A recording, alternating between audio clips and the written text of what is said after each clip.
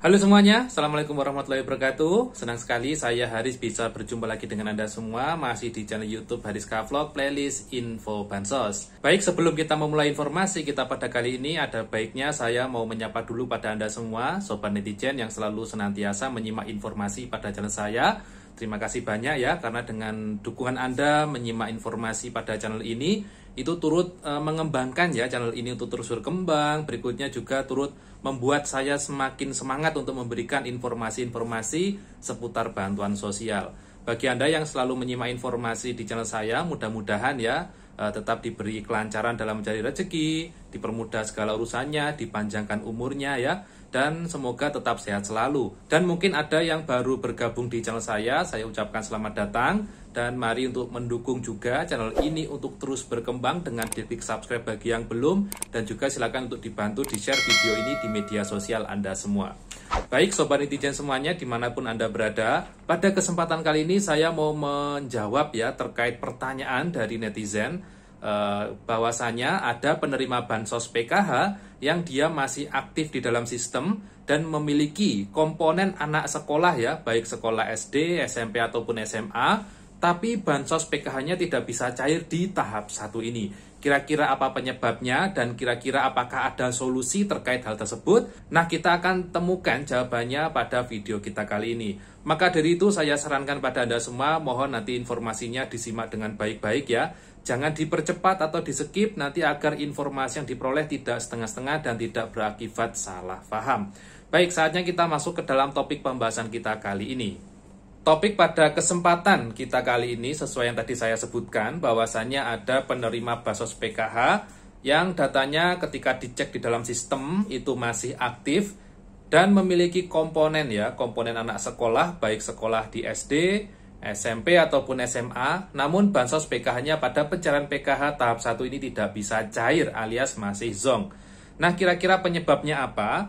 Jadi ini saya menjawab sesuai dengan surat dari Kemensos, bahwasanya kemarin tanggal 14 Maret kan ada surat ya. Pada surat Kemensos itu dijelaskan secara spesifik juga terkait pencairan PKH tahap 1.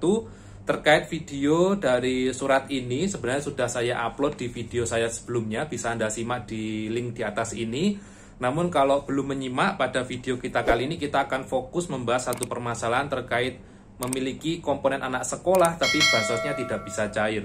Jadi pada video tersebut dijelaskan terkait pencairan PKH tahap 1, di mana untuk bansos PKH-nya yang bisa cair, yakni data yang sudah padan dengan data DTKS.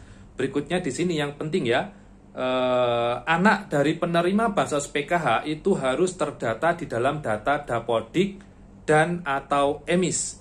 Jadi di sini mungkin yang menyebabkan kenapa kok bansos PKH Anda sekalian ya, khususnya penerima Bansos PKH yang bansosnya tidak bisa cair kemarin itu, termasuk ini mungkin penyebabnya.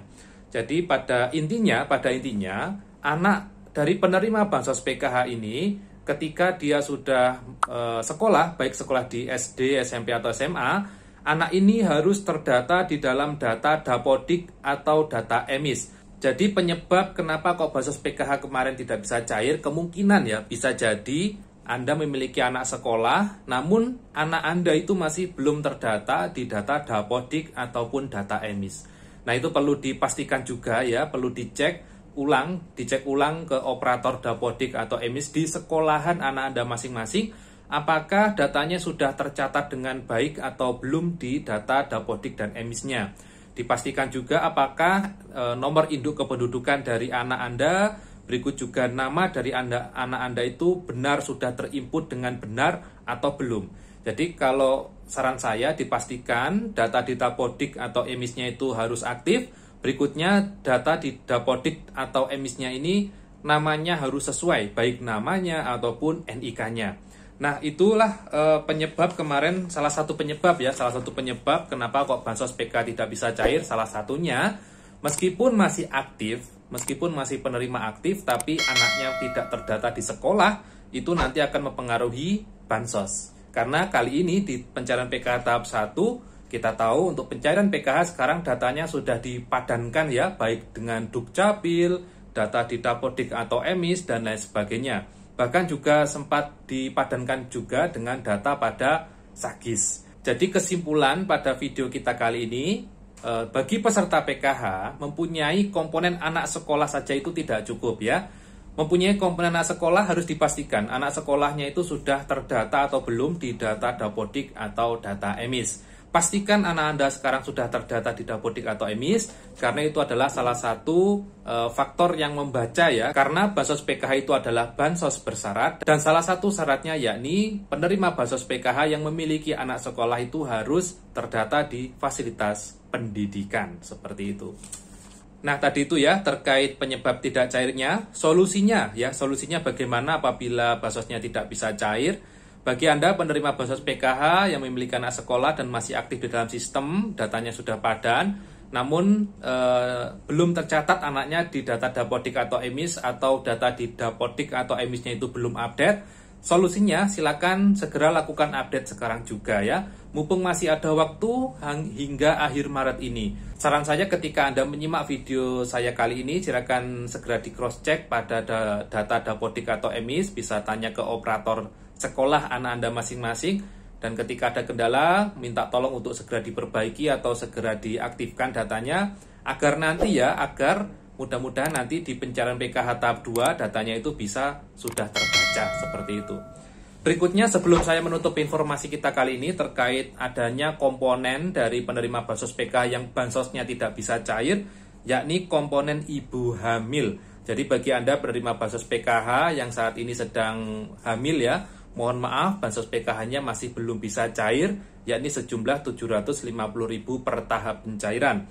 Karena sesuai dengan surat ini juga dijelaskan bahwasannya untuk komponen ibu hamil itu untuk pencairan PKH tahap 1 masih belum bisa dicairkan, mengingat data atau kategori ibu hamil itu masih belum masuk atau masih belum diupdate di data DTKS.